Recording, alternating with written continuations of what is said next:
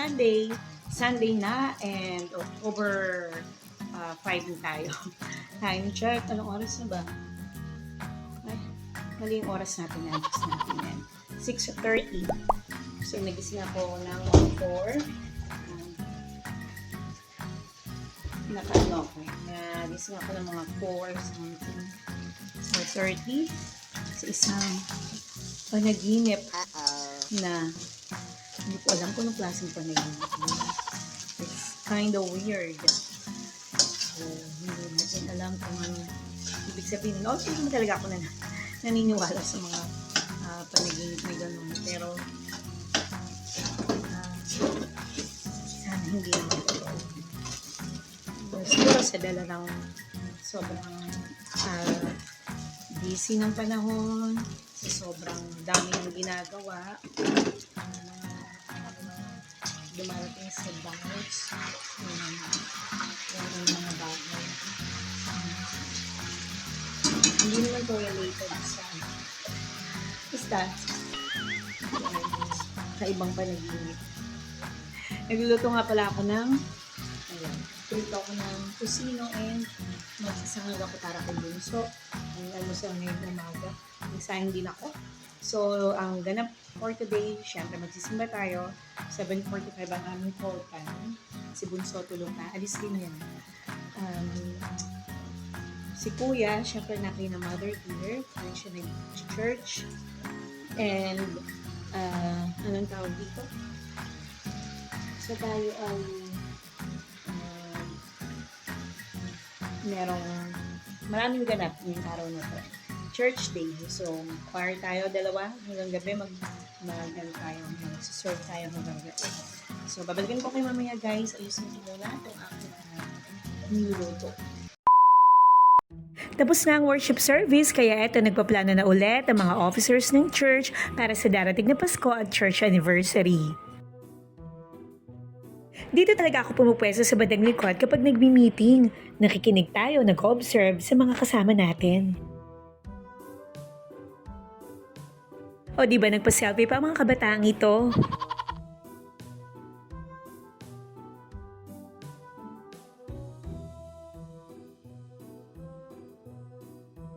O diba ang saya-saya nila? Ayaw talaga nilang maniwala na nagvo-vlog ako.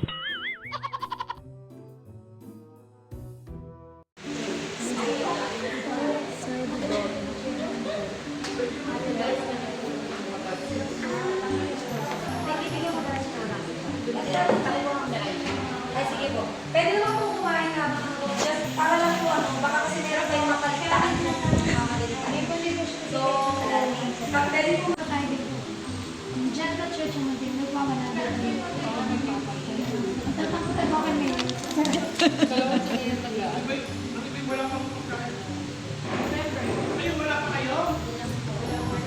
Waiting pa.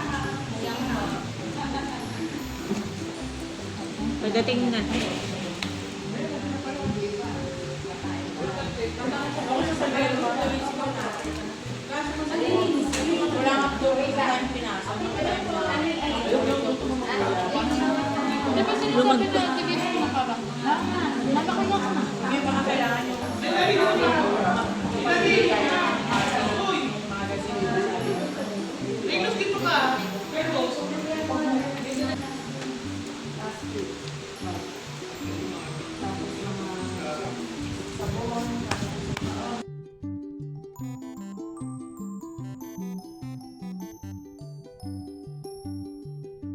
One eternity later.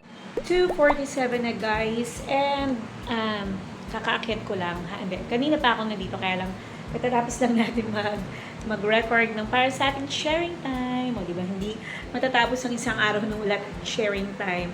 Kailangan talaga everyday tayo nagpapasalamat sa Panginoon.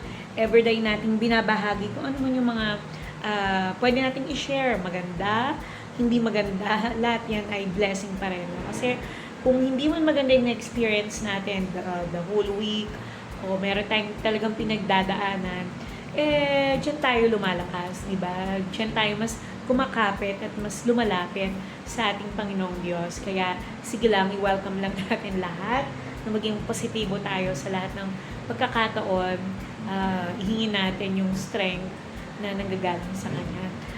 Marami tayong mga struggles na hindi natin minsan kontrolado. Maraming mga pagsubok, pero yun lang, kapit lang guys, and always pray. Pray tayo bago matulog, pagkagising, mag-thank you, buhay pa tayo. Maraming mga bagay na dapat ipagpasalamat.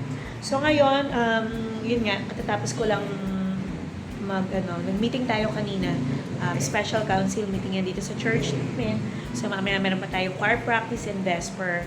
Kaya magre-rest muna ako, at least mga 1 oras makatulog ako. Kasi ang hirap ng pakiramdam na after yung pagod ka, busy ka, and then sasaba ka ulit sa trabaho. Parang ang sakit sa ulo. Kaya need nating mag-rest. Need nating umidlip kahit saglit. Balikan ko kayo mamaya. Later.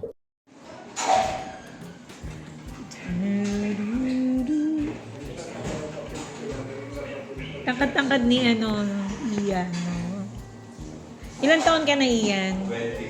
20. Sila pa naman na yan. Gagawin na yan. Oo nga, no? Kasi yung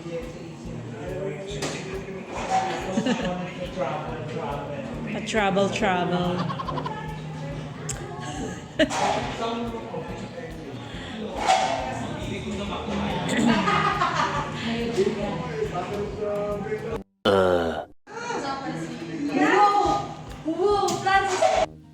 At tapos na ang Vesper service, kaya chillaksa lang kami dito.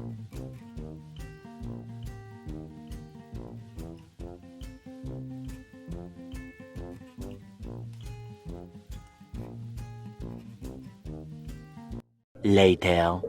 9 o'clock na guys. Kakain muna ako. Makiat na ako dito sa taas. Actually, may pakain naman dun sa taas. Kaya lang, lulutuin pa. Meron naman akong pagkain dito. Si Bunso andito na. So, kakain ako ng paksiw.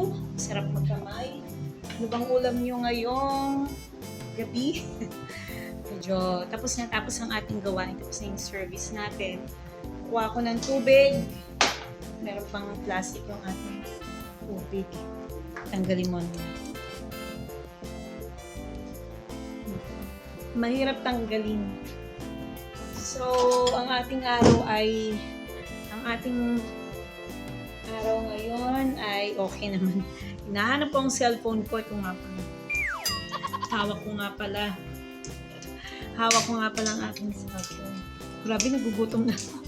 Gutom much. Yohan, hindi ka pa kakain? Wala silang pasok ng 5 days. Si Kuya, bukas na lang daw siya uuwi kasi wala kang pasok. So, sige, pinayagan ko naman. Total, napagod na rin yung bata. Halika na, sabay na tayo kumain.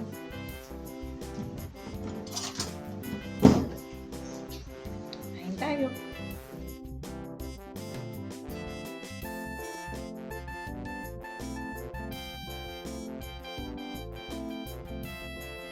A few moments later.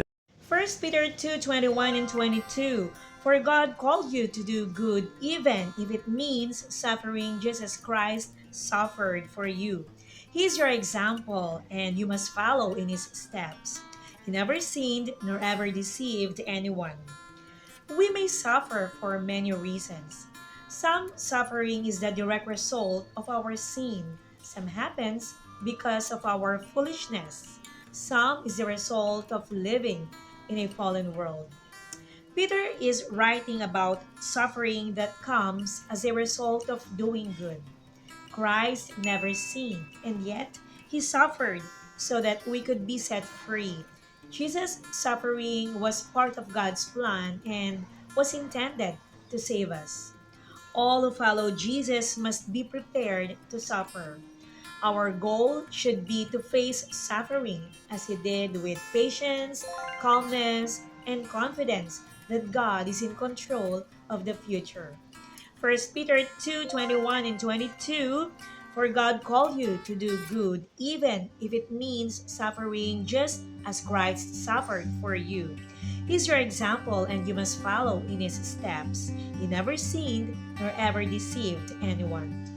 Thank you guys for your time. Thank you for watching TSM, The Simple Mom. See you again tomorrow for another day of vlogging. Good night.